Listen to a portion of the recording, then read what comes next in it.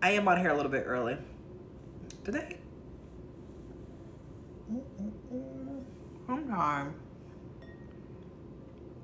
Hopefully this I don't get in trouble for drinking wine on this live.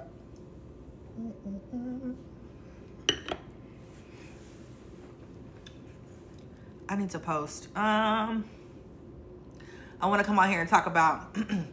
I probably should just download this live and put it on YouTube to make it easy. I'm probably gonna post this on YouTube, so I need to make sure I repeat the questions that y'all are saying, because I had a lot of thoughts. I'm like, it's too much to put into one video. So first of all, if y'all just joining, well, you all are just joining. I just started this. So Florida's primary results just came out. They called those pretty quickly. Florida used to be notoriously really slow, especially Miami, but them results is out quickly. And y'all, we have Angie Nixon beat Alex Vindman, which I was really excited about. She was considered the underdog. Alex Vindman was heavily funded by the party. I think he had $9 million. She didn't even raise $1 million, y'all. But it was a grassroots campaign. I think that she showed heart about a lot of things like voting rights. She was in Montgomery when I went to Montgomery. I was gonna try to interview her, but she was like, it was really hot. I could tell she was tired, so I kind of like left it. I kind of like didn't want to bother her. But yeah, Angie won. Now I'm so excited about Angie winning. And of course, what typically happens, because like there's this thing now when black people, when a lot of people who are not black will have a candidate they really like that is black, like a Cori Bush or Angie Nixon, more likely on the left, and they will try to pit that candidate they like against the candidate that they don't care for. So they don't care for Jasmine Crockett. They're going to always turn Angie into something to kind of take a dig at Jasmine Crockett. And I can't stand it. I cannot stand it, because at the end of the day, like you're not black. And if we're in a room, I guarantee you, Angie Nixon and Cori Bush are over in the corner talking to Jasmine Crockett before they're talking to you. Like, I'm just keeping it a buck with you. I know that we have all these different party identities, but at the end of the day, black people identify as black first. Like being black is probably the most important thing when it comes to how we think about politics. And so a member of Congress, one of our members of Congress from Houston one time said, baby, I was black, but I'm black before I'm a Democrat. And so I really hate when people do that. But more importantly, it also is tokenization. And so like you are tokenizing the candidate that you claim to like. You're tokenizing them to take a dig at Jasmine Crockett. And that's just not, I don't like that. And people are like, oh, quit responding to it. No, I'm gonna call it out every single time. I'm gonna call it out every single time. There's a guy, there's a couple of, I've seen a couple like Southeast Asian folks who have been doing that when it comes to a plumber here in Houston, and then also Angie now. And I'm gonna continue to call it out, because it just, you are not trying to push forward black political power, black political candidates, if you are always trying to pit black people against each other. Because at the end of the day, like the core of what drives these black candidates to be leftists is freedom and fighting for our people and ensuring that our people who've been here for generations get what is owed to us. And so if that is the core of our political thought process, then why would you think it's appropriate to pit them against another black person? Which is also part of why I've been annoyed with the conversation of people like, why won't Ayanna Pressley run to be the House leader? I'm like, why? Ayanna Pressley is never going to run against that black man. Are y'all okay? Hey, TikTok. She's like, why would y'all do that in this current moment? Why would that wouldn't happen? And so that is incredibly frustrating, and it shows that you're not an ally when you say stuff like that. I hate it so much. Speaking of not being an ally, Debbie Wasserman Schultz is not an ally, and I don't know what role he has in this, but y'all are mad at Hakeem Jeffries for a lot of things that I honestly just do not care about like that. I may care about those issues, but I just don't care about him like that. I don't lose sleep over Hakeem Jeffries like that. However, when I look at the fact that Debbie Wasserman Schultz ran in that black district, when we are under attack, we are going to lose black members of the House. I think we'll net one, but we stand to lose 2 black members in Texas. So we're going to lose Al Green out of Houston and Mark Vesey out of Fort Worth. But I think we'll have just a net loss of 1, because Colin Allred is replacing Julie Johnson. So, so when I look at that, I'm like, okay, now Hakeem, you in your little role, you couldn't tell her to sit down somewhere. You couldn't tell her, nah, Debbie girl, you can't be over here running that black district. I got too many, Miss Ma'am. So that's been confusing to me. I don't know what maybe that's not his role. That's more the DNC. But it's a real, I don't like it. I don't like it at all. And so now we've lost a black district in Florida. It's a majority black district that has had a black representative for 30 years. And as I eloquently heard Congressman Justin Crockett note before, it's just about an opportunity district. Just gives black people an opportunity to pick the person of their choice. And so the voters picked Debbie. And like in the same way that I said that I will respect the voters picking Hakeem Jeffries, I will respect the voters picking Debbie. But I have thoughts about Debbie. Okay, I won't call the voters stupid. Y'all did what y'all wanted to do. I'm gonna talk about Debbie for even getting in that race. She shouldn't have been a choice. We are under attack. Black political power is under attack. Why would you get in that race? That just irritates me. It does. And people are also noting too. This is also, I think, is so interesting. Y'all, Debbie is like one of the biggest she's a Jewish woman, but she is a huge supporter of AIPAC. Receives so much funding from AIPAC. And while I continue to say that I don't think that drives a lot of conversation locally or people that aren't super online, and it clearly is not a major voting factor for people, because if it was, every AIPAC funded candidate would be losing, and that isn't the case nationwide. But I do find it interesting that people weren't sitting up on here every single day talking about her being AIPAC funded candidate. Like, I think that is interesting. And I always will think it's interesting, the candidates that y'all sit up day and night talking about candidates, talking about black candidates who take AIPAC funding, or who you think took AIPAC funding but didn't. We also have the issue, of course, there were 4 black candidates in the race, including Uncle Luke Campbell. So you have 4 black candidates in the race. I wouldn't add up the numbers. If you add up all 4 of their numbers, they beat Debbie. all four of those votes beat Debbie. So arguably, they should have coalesced around one candidate, dropped out, and picked one candidate. So it's just, 2 people running and what have you, and they didn't do that. I also had people that were in the district message me and say, oh, we didn't really like those people. They're not very popular and all that. So that could have been a part of it as well. But yes, other thing that was really important to me, and I'm sure Michaela, who's on here, if you don't follow Black Girls Politic, and I encourage you to follow Michaela. She doesn't post on here as much because this app is being mean to her, but follow her on Instagram and all the other things, because Michaela is really highlighting black women candidates from all over the country in a very intentional, detailed way. And I think you'll see what I'm talking about when you follow her page. But I think about Angie. I saw a commercial that she did. Maybe it was a video where she talked about how Florida has the 2nd largest population of black people. Texas is number 1. And, the narrative that we got was that people are unelectable, they can't win, and all these different things. And we heard that narrative as if they couldn't even, dominate in a primary, a Democratic primary. That was the message that we got in a state like Texas that has the largest number of black people in this country. And so I was just oh, you gave her that, Frosty? I love that, because she definitely used it. I think it's a really important stat. And so to come in and to fight back against that carpetbagger, because Vindman's a carpetbagger. Like, you moved to Florida 3 years ago, you running for Senate, baby, that's crazy to me. So, I think to see a black woman who stayed true to who she was, didn't try to dress herself up in a different way. She's an organizer by heart. So when you see her attire, that she got her pink blazer on her and her ballet flats, is because she's a worker. When she has on jeans, it's because she be out here lifting up stuff. I saw a video where she talked about some the community things that she's created in her community. That's why she's not dressed in designer. And I'm making that point because Rachel Vindman, who is Alex's wife, got on Threads. It was her last Threads post, because she ain't posted since, because we was on that ass. Got on Threads and said that she needs to dress professionally and get some professional shoes. And the way it was worded, it was very microaggressive. And everyone was like, whoa, whoa, whoa. And apparently, that wasn't the first time she made a comment like that about Angie. So that really pissed people off. It pissed me off for sure. I said, no, wait a minute, Miss Ma'am.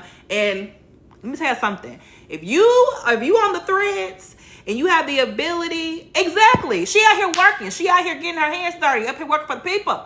If you are if you're on Threads and they give you the ability to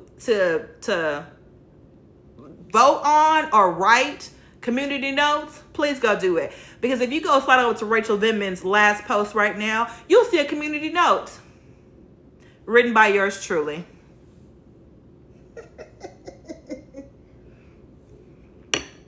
Because I saw she had deleted what she said and she had shut them comments off, and now the comments are completely gone. I said, oh, no. And I knew that, and she, like, her response wasn't really clear about what she said. I said, now, wait a minute. I said, no, ma'am. So I went on there and wrote what she said and then linked to a screenshot of it that Liz Booker Squared had posted. Indeed. So I said, no, ma'am, we're not doing that. Also tonight too, I will do it. I hate like when so many news stories happen, I can't put all in one video, which is part of why I went live tonight. Also, Darlene Graham. So there's a runoff for the Senate race for this who's going to replace Lindsey Graham on the ballot. There's a runoff with, I can't remember the other guy's name. I don't really care. And then Darlene Graham, who's Lindsey Graham's sister. So she's the epitome of a Nepo baby. And we knew she didn't know what she was doing. We knew that she wasn't in it's next week, yeah. We knew that she wasn't in a good, wasn't positioned well to run for this role. And yet here she is. And if y'all pick her, this is what y'all get. If y'all pick her, she becomes just an extra. You all don't get the force that you have that was Lindsey Graham. There's no way they keep her on that committee, the judge committee, because she doesn't know anything. They ask her, can you talk about why? This is a really easy question if you follow politics at all, if you follow foreign policy at all. They ask her, what is your thoughts on the Chinese military being in the China Sea near Taiwan? What are your thoughts on that? And she's like, can you repeat the question? And they repeat it. She got this big old legal notepad and she's like, it gave Miss Congeniality the movie. She says, I don't know. I'm not really up on military, on foreign policy like that, but I support the military. Girl, when I tell you all, I don't get too deep into foreign policy. I said, what in the Sarah Palin is going on? I don't get too deep in Sarah policy. I don't get too deep in foreign policy. I don't. But that's I do, but I don't. I don't have a degree in international studies. I didn't really study, I didn't go study abroad anywhere like that. So I don't have that kind of background. But when you talk about what's happening in Ukraine, the example always is, okay, y'all, so if we sit back and let Russia take Ukraine, China is watching and China's going to go back and take Taiwan. And so that is constantly the example. And so the fact that she didn't even know that or hadn't been briefed on that, or it just went through her head and she couldn't answer a question about Taiwan and China. Oh my God. But also too, it is very possible that many of her voters are like, I don't know about no Taiwan neither. She's just a yes vote. Exactly. She's just a yes vote for Trump. I said, that was, and the other problem too, that you have to consider, when you got to consider what the capability of your senator is, because that's going to determine what committees they get on. Okay. They have her on all of Lindsey Graham's old committees currently, but seeing her capacity, y'all, they're not going to keep her on those committees. So she will get moved to like some basic committees. And so for South Carolina, y'all should be picking the person that has the umph behind them to be able to be on all the committees that Lindsey Graham was on. And Lindsey was on all the big committees. So keep that in mind too when you're out here voting. Cause ain't no way I would put her on nothing. They gotta do with some real foreign policy stuff. So she can be asking questions like, now who's the president or what have you, baby? Yes, good. So Lindsey Graham's sister is in the runoff. So they have a very fast race to replace Lindsey Graham on the ballot because he was already up for re-election going into November. So his sister was the top vote getter with Ralph Norman behind her, and she made it into the runoff. The runoff, they had like 2 weeks between the first election and the runoff. So they had a debate today, and this was what's her Greta something? Y'all remember Greta used to be on Fox News, and she asked her about Taiwan and China. Now also too, I also have been to Taiwan. I went to Taiwan. I took a group of students, and that also really played. So I got to learn a lot more about the details about Taiwan. But I still think it's a really easy point. Like the answer is very simple. China's a threat. We don't want any and if you have just a basic understanding of like the threat of China and what our concerns with China are, then you would know, like, the thing is, we don't want China to be moving to be growing or moving like Russia.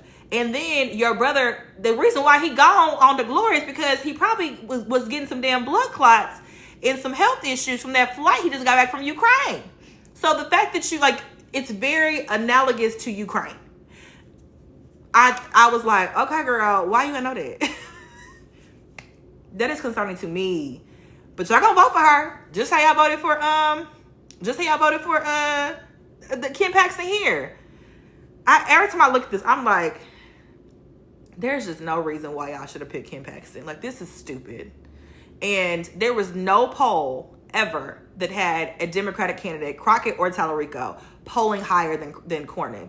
There were several polls that had both of them polling higher than Kim Paxton. But y'all went down there and y'all voted for it. Because you see, they don't care about being unelectable. You see that? They went and voted for Kim Paxton like some dummies. Yeah, thank you. So I'm trying to think what else. I talked about Debbie Wasserman Schultz. Somebody else lost. Oh, this guy named Corey, who's the incumbent, he lost. He's Corey Mills. He was under an ethics investigation and he lost. I said, finally somebody being smart. I'm like, y'all be smart about how y'all vote. Why y'all be voting for these people? No, Debbie won. Debbie Wasserman Schultz won, which is I've already a whole other conversation. I'm trying to think what else.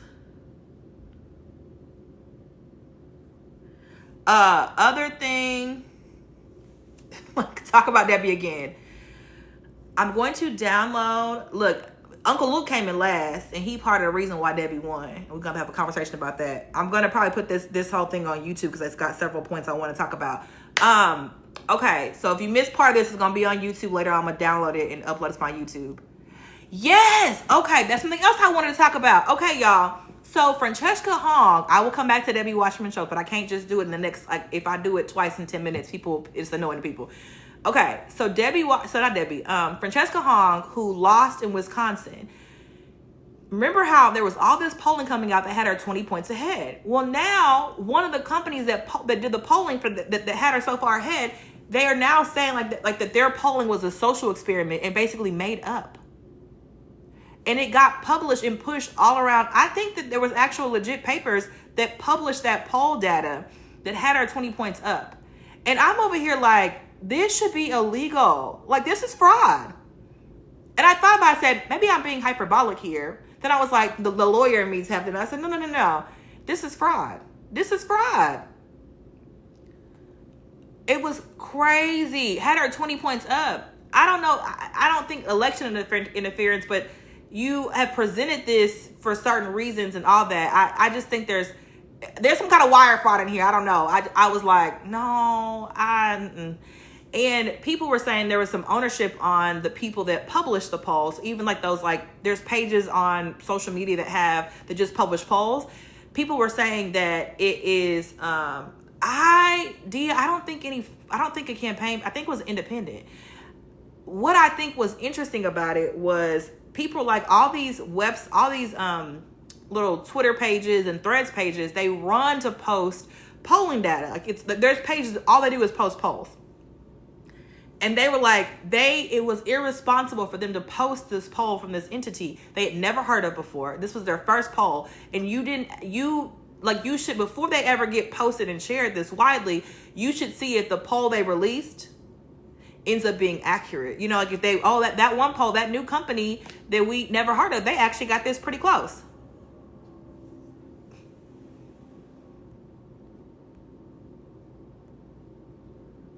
I'm so tired of and Polymarket tries to also be careful. I need to block them on Threads. And on here too, Polymarket is trying to mix in like actual news stories onto your feed so that you see them to kind of change how you look at them. So like you'll like be scrolling and there'll be these actual news stories from Polymarket, which I think is very weird. I don't like it. Yes, I mean, she absolutely had, in every candidate is going to have inside polling. I don't know what her polling was showing. But as we know, polls have just not been great this go around. I didn't see any polls out of Florida with Angie Nixon, but I mean, it's a dominating win. Good night. It's a dominating win for Angie, especially given how much money they put into Vindman. What I didn't like, I was watching Steve Kornacki, and so the thing is, Steve Kornacki with the MSNBC and NBC split, Steve Kornacki went over to NBC. So he doesn't have the commentators there. So, you know, on MSNBC, he would kind of just like go through the numbers, and the like Rachel Maddow would kind of analyze the numbers. And so now he's doing the analysis. I'm like, no, wait a minute, Steve. Wait a minute.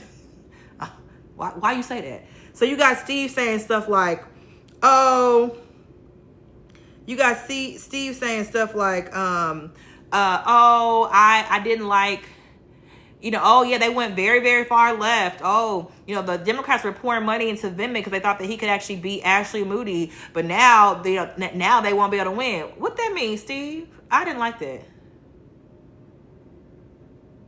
Yeah, I was like, Steve, baby, you just stick to the numbers. That's what we want you. I was like, now wait a minute. And the other thing with Angie is that Vindman has been in Florida for 3 years. He is a carpetbagger.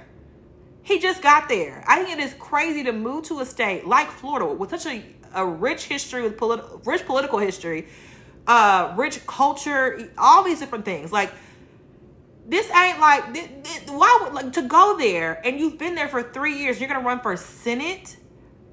Maybe like city council. Even that's a reach to me. But like maybe like city council, but you're running for a freaking Senate? That's crazy to me. That's insane. So he ran for Senate and he lost. And Angie is from Florida, from Jacksonville. She also she's from Jacksonville. What did she do? She went to University of Florida and then also is currently in the House, the Florida House, and got censured by Republicans because she used her bullhorn that day when they were redoing the maps and gerrymandering the maps. And that's another thing that Rachel Vindman, Alex's wife, had posted about her, saying that, oh, she don't, you know, we don't need performative behavior. And I'm like, I'm sorry, y'all. This is a black woman from fucking Florida. Like, part of my language. She's from Florida. She's from here. Don't come tell me it's performative. Like, this is me. This is my people getting gerrymandered. This is the history that my people fought for. This is what people who look like me died for. There's just, to me, as a black person, watching what generations of our community fought for just crumble in front of you, and you are currently a member of like a body, of a political body. I don't know how you as a white woman have the audacity to call that performative. That's weird to me. That's inappropriate to me. It's disrespectful to me. And then, like, I don't know where Rachel's from, but the Vindmans, they're immigrants. They immigrated here as children. And so, like, there's this history here that you're walking into, and to feel like that you have I don't think Rachel's immigrant, but like, to me, to think that you have the right to call the descendant of this history, the direct descendant of this history, to call them performative, don't like it one bit. And Rachel been real quiet on the creek over there on the threads, because she had followed me. She's a huge following on Threads. This is Vindman's wife, huge, like 400,000 followers, and so she had followed me. And I saw that post. I said, "Oh, let me go hit that, let me hit that unfollow." Because girl, what you think this was? No, ma'am. And people were like, "Oh, this isn't the first time. This isn't the first time." Child.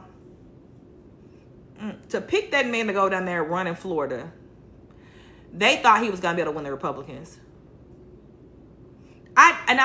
When you don't understand black people, it is really easy to see things performatively. David Jolly, of the Republican turned Democrats, he probably is the least annoying one to me. However, I don't trust any of these ones who hopped on the Democratic bandwagon when it was Trump, because they're going to go back to Republican. They are. Only thing with David Jolly, should he win, he gonna go back to being Republican. I'm telling you, he gonna go up there, be signing away abortion rights and all that. It's my guess. You can just push him on the fact of what you voted for him. Yeah, I think I'm really interested to see if Florida. I mean, I say I'm interested. I'm using my words careful here. I'm intrigued to see if Florida picks this black man, because as we see them not picking the other black man, Andrew Gillum has sent him down a path, baby. Poor Andrew. Andrew been down a path, honey. And he talked about it comes from losing that race by such a close margin. Other good thing, I was happy to see that Fishback guy did not win. He was crazy. He was running against Byron. So this, follow with me. This, we're gonna put on our ADOS hat here. Our ADOS hat. Oh yeah, Adam Kinzinger is absolutely gearing up to run, and I'll be on his carpetbagger tail as well. I will not be supporting that at all. They had him down. He apparently live in Houston. They had him down at the Democratic, the Harris County Convention. I said, I see the setup, and I'm not falling for it. No, sorry, Bob. You cannot. Don't come in with that. Don't come in with that. I don't like it. I see the setup already, and I can tell you right now, I will be on this platform. I'll get my doggone bullhorn a la Angie Nixon. No, sorry, Bob. He absolutely is, and I absolutely plan on shutting it down. No, sorry, Bob.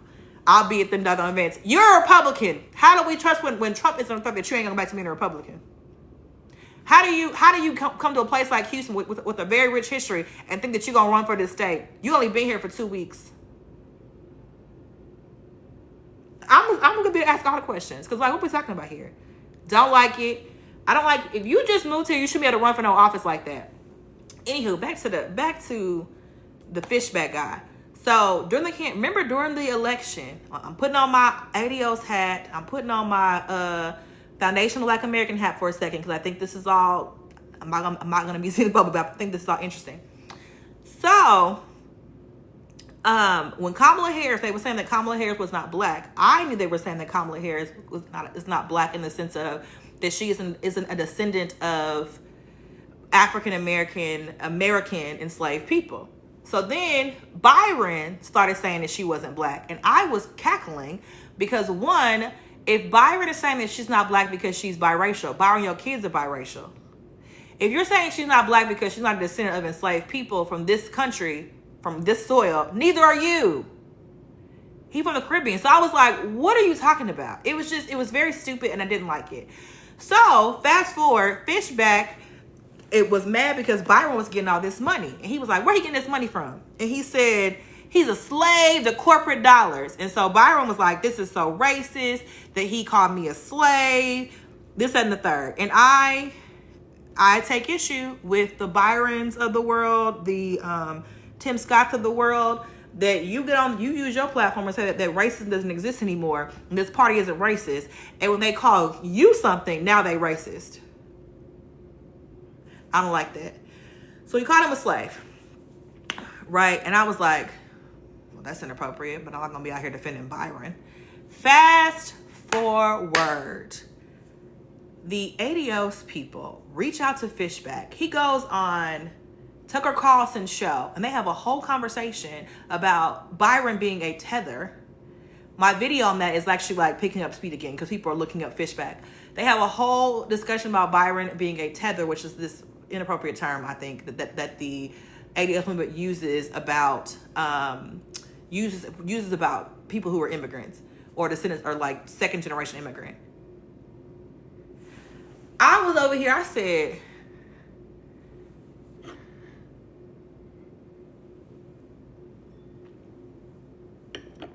please not my defending Byron at all. I'm just putting this out here so y'all can see the conversation that is being had. This is crazy to me. So Fishback lost. Couldn't have happened to a better person. He's awful. We'll see. The thing, Byron, I've told y'all before, Byron's a dangerous black conservative, because the other black conservatives, like the Wesley Hunts and all them, they could not go to a black barbecue and look comfortable. They could not sit in a barbershop and look comfortable. Byron can and does. He is dangerous. I could absolutely see him picking up more black male votes than predecessors have before. And not, and he says idiotic things like, you know, about slavery and the civil rights movement, all those different things. But y'all, there's a clip of Byron and Jamal Bowman when he was still in office on the steps of the Capitol. We're talking about they're going to do a debate, and they do the debate.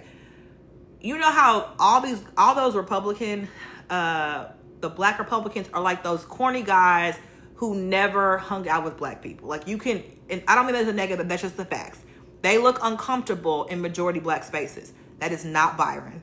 Byron is comfortable in majority black spaces. Y'all gotta go look at him. He still code switches, all that. Byron was married to a black woman. And the way she talks about it, because I read an article where she said, she's like, Byron's a scammer. He's a scammer. He's been a scammer for a very long time. He's always looking for a way up. He met his wife. She was a way up. Okay? Byron, oh, sure, Michael. Oh, yeah. No, Byron didn't go to Morehouse. She was a way up. And being a black Republican is also a scam. It's a faster path to most black people are Democrats. Being a black Republican is a very fast path to moving up in the party. It just is. But like y'all, like, I promise y'all, go listen to Byron. If you watch how just his conversation with Jamal Bowman on them steps, I said, oh, that's a black man. And the rest of them be looking like, holy gee golly. And that does not, and black comes in all forms. I'm not saying that there's a certain way to be black or whatever, but if you don't look comfortable in majority black spaces, they're not going to listen to you. If you're coming into this barbershop like, hey guys, here to get your votes and get my hair cut, it's not going to read well. Byron, you can tell that he still sits in a black barbershop and he's comfortable. And that is a dangerous thing for Democrats running in this race. That's very dangerous. So for the people that won't vote for him because he's black, and they'll be that group who just will opt out or vote for a third party or what have you. He probably can pick up some black votes. Definitely black men. And they're betting on that. That's what they had him going out there doing the Trump barbershop series. All that. Now, check it out. I'm telling y'all. Not what I think, but what I know. What time is it?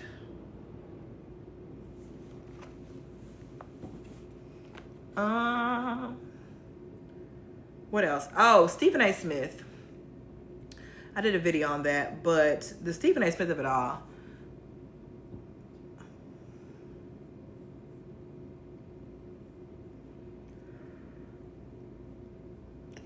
Stephen A. Smith, to go on Fox News and complain about black people, you just told on yourself.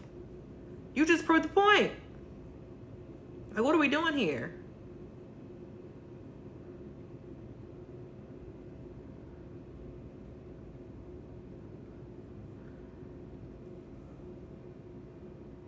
Yeah, Byron won.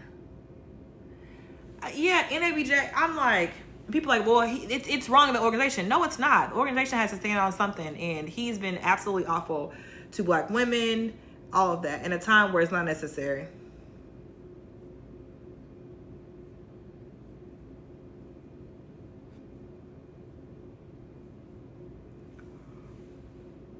That's why you got thumbs down. Absolutely. Yeah, there's a black guy that's working for whatever that Republican guy is, the Republican in Georgia. There's a black guy that's working for her, that's working for him. That's why he has them out in those black restaurants, because they know that a little bit of outreach is helpful. I think Jason Whitlock is not of concern because he's not platformed in the way that Stephen A. Smith is. He hasn't been platformed like that in many years. Do I think who will actually run? Is who black or immigrant? Or black immigrant?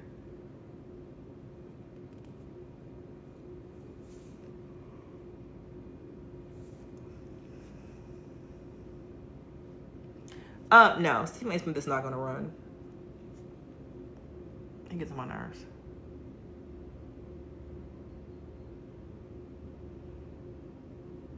Byron is not a black American.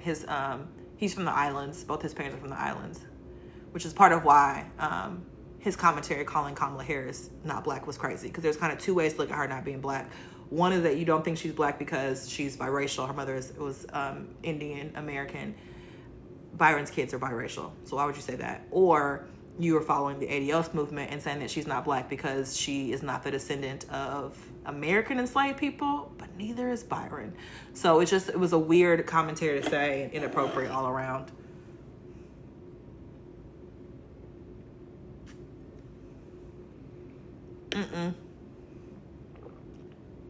One parent's Panamanian, I think one is Jamaican. But both his parents, I just looked it up, both his parents are black, are immigrants.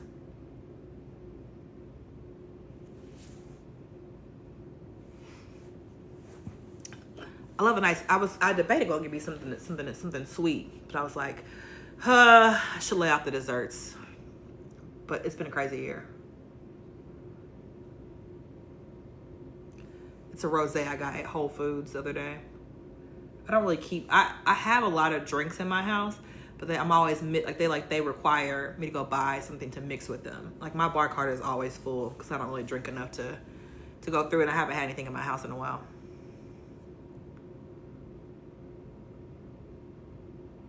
He had a kind of a crowded field, Byron did, but I think they will all coalesce around him, and he'll definitely get Trump to come out there and campaign for him as well. Also, I posted over on Instagram, so check it out if you're on Instagram.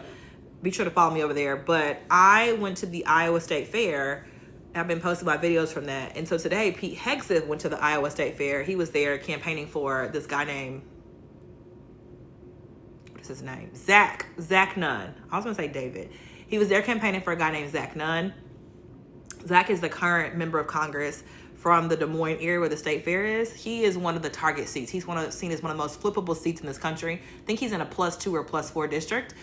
People in Iowa are pissed. They voted for tariffs that hurt the John Deere company they had massive layoffs. They've had issues with agriculture because of tariffs and all that. So very much it's run by their economy is supported by farms. So all that has been of issue for them. So he had Pete Hegseth come with him to campaign at the Iowa State Fair. What's funny is the place where Pete and him were speaking at was the restaurant where I was at, where I met Mark Kelly and got to interview Senator Mark Kelly. So that guy is just open to everybody, which I think is good. If you're gonna let someone, you should let all of them in, especially in that kind of place, because it gets kind of complicated. And that's kind of how they approach it as Iowa Nice. So yeah, so they were there. They were there today. Nunn is running against a woman named Sarah, I think it's Sarah Trott Garrett. I actually got to meet her when I was there. And he's running for the Senate seat in Iowa. I actually got to meet Sarah while I was there by accident. She was volunteering at this booth there. This booth. It's a Methodist church that runs a booth at the fair. They've done it for almost 100 years, and they just raise money for different things by running the booth. So she was there volunteering with them. Just so nice, and obviously not hanging out with Pete Hegseth. So there's that. But yeah, Pete Hegseth was there today, completely ignoring what's happening with that USS Lincoln, which is crazy. That is disgusting. And who wants to be anywhere for 200 days at sea? My God, today. And them being so dismissive of it, it's just very strange, because we are at this never-ending war that has no end in sight. So yeah.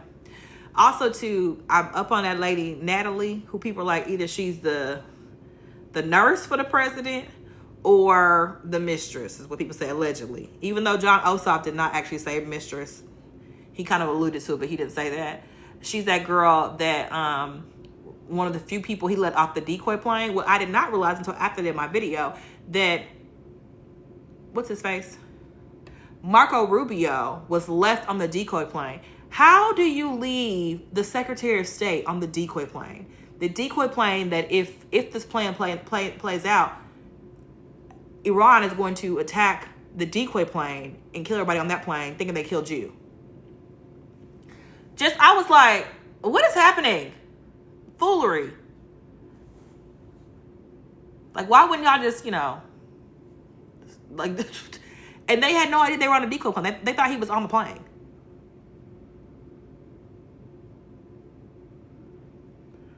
I mean, yes, I get the not caring about Rubio, but also too, like, if there's an attack like that, one of the first people that gets put in play, that gets put in action is Secretary of State.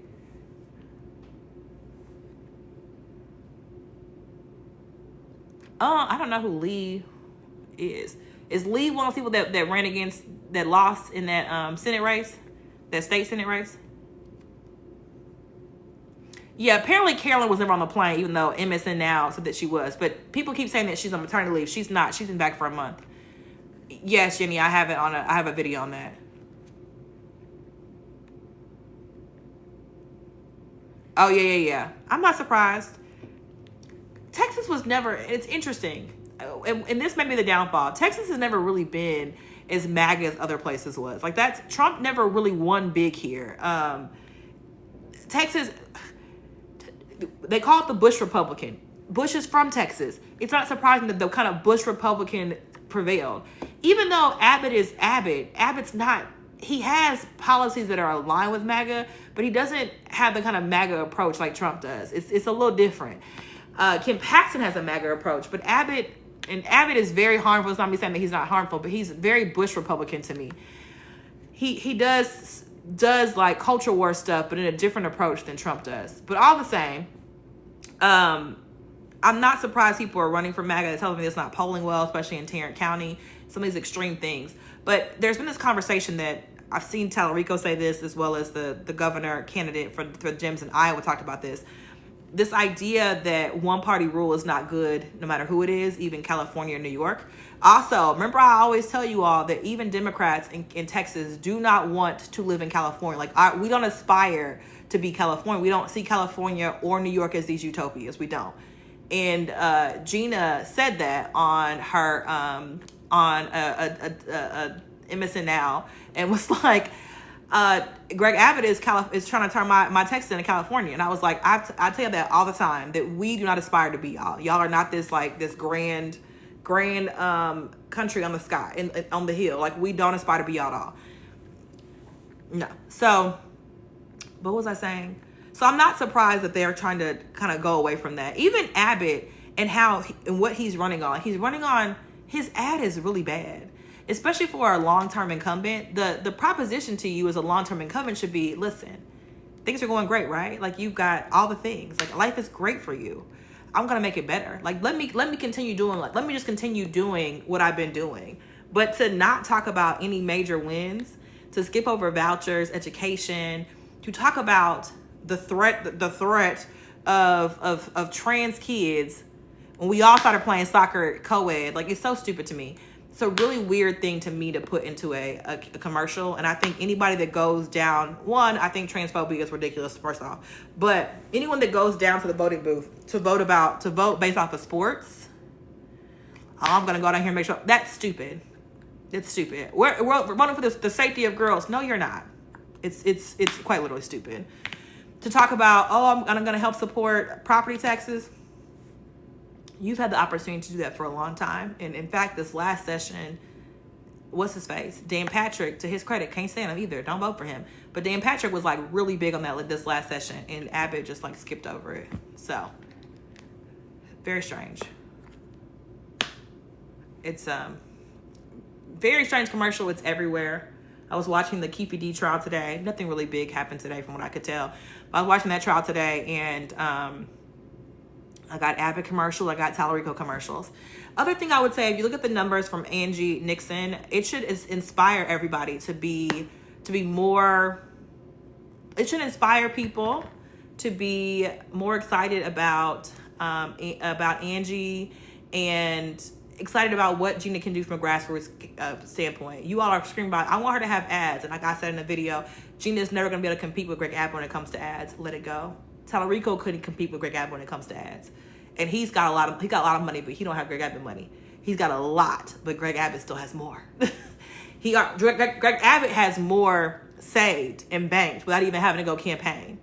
And so if Gina was even getting close to him, all you got to do is go out here and campaign and fundraise. And he has what he needs to cover for him, and quite honestly also Ken Paxton, because Ken ain't got no money. He has all that. And so there's that. I don't really keep up with Van stuff, so I don't know. So he's got all that different money. And yeah, people keep screaming about that. She doesn't have as much money. We're going to have to use our posts and our reposts and all that to kind of help with that. She had a new ad come out today about data centers and about how Greg Abbott actually is the reason why we have data centers, that he helps support that. I think that's a very important ad. I reposted it on Threads. It's on her Instagram. I would encourage all of you to repost that ad. If you have 2 followers, people are like, well, I keep seeing people say, I want her ads to make it into people's everyday life. And I'm here to tell you that you all are uniquely positioned to do that.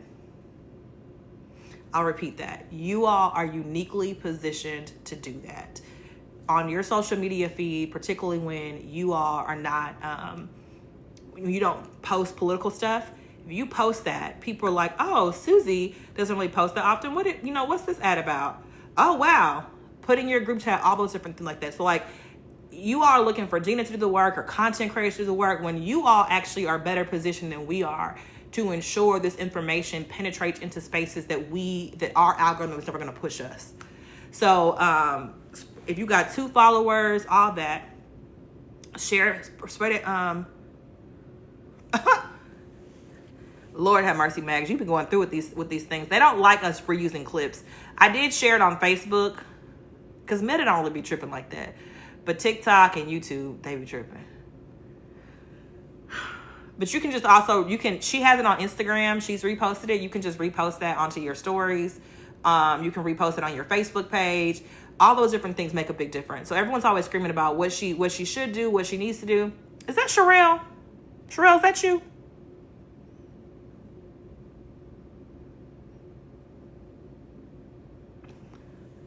Hi, Sherelle. Everyone keep posting about what she needs to do when there's so much power in your own hands. And she's doing what she can do for the money that she has. Someone's like, I want to see her ads as much as I see Greg Abbott's. It's not going to happen. He has that much money because he's been in office for 100 years. He's been able to build a lot of money, to build a account with just stacking money, and hasn't had really strong campaigns. Like, he's run against some weak Democrats. So he had to spend a lot of money. But the amount that he's spending right now, he is concerned. He's also concerned because Ken Paxton is also a weak candidate. Yeah, Nixon was everywhere. She was out here campaigning. She was out here at different events, sharing her story on social media. She was going, exactly, Kim, her follower counts. I mean, I had always had like more followers than her. And there was a point we kind of would grow around the same time. And so for months, we were about the same on Threads for a very long time. And she's got like 20,000 followers more than me. And she just hit me, she just like hit that, like we were like the same maybe 2 weeks ago. And she just hit 20,000 followers more than me on Threads.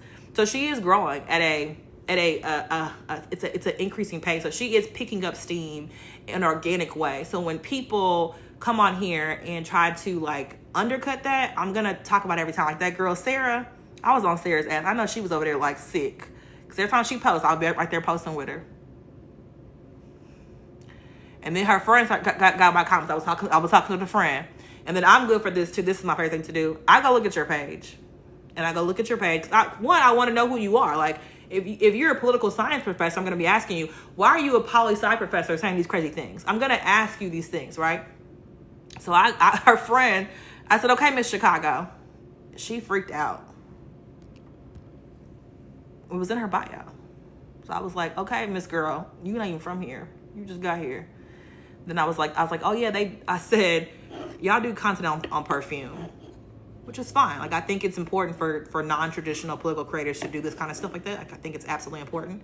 However, when you start critiquing, when you are not a person that does political content or works in politics, what have you, it probably is best to avoid like really detailed critiques. So there's that. It was the puppies too. And then the girl was like, we could collab together. And Shay told her, collab on what? Puppies? Exactly.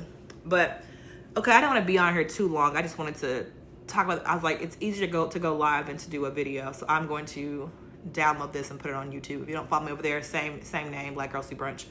So I'll put it over there. Cause like I can't do 10 videos in a day. I mean, I can, but I don't want to.